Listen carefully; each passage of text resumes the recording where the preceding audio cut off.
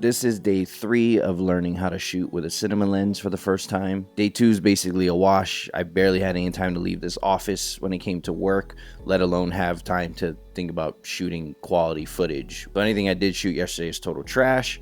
But one thing we were able to add to this was the follow focus yesterday, which I found on Facebook Marketplace for $55, brand new. So that's already making my life a lot easier when it comes to practicing manual focus. So I'm going through some of the footage that I was able to capture today over at the park, and honestly, what I'm seeing currently is just completely bending my reality in terms of what I thought was possible. I think the main thing is I'm just not used to seeing that from my own footage. Just the way that the highlights and the shadow regions blend together when in the same frame is just something that I'm not used to seeing. The lens flares that come out of this are by far the most aesthetically pleasing amongst the other 3 lenses that are in my kit. The other thing that I'm starting to pick up on is that manual focus is actually way more forgiving than I ever could have imagined. There's just something beautiful about the way that your subject is out of focus. Even though you're searching for it, when you find it, it just feels way more natural, way more organic, instead of my lens or camera body just kind of fluttering back and forth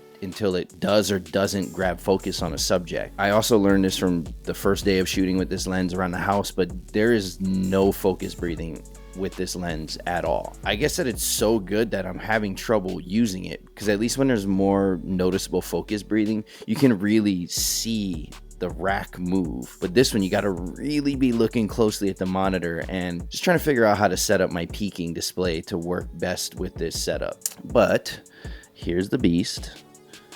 So we added the follow focus yesterday, and then we got a brass step-up ring, 77 to 82 millimeter thread, so I don't have to use the matte box on this setup all the time anymore. Getting ever so slightly more compact, but right now it's a little monster to be carrying around. We'll work on cable management moving forward and getting this setup as compact as possible. But so far, after shooting with this lens for a few days, all I can think about is getting my hands on the 50 millimeter next.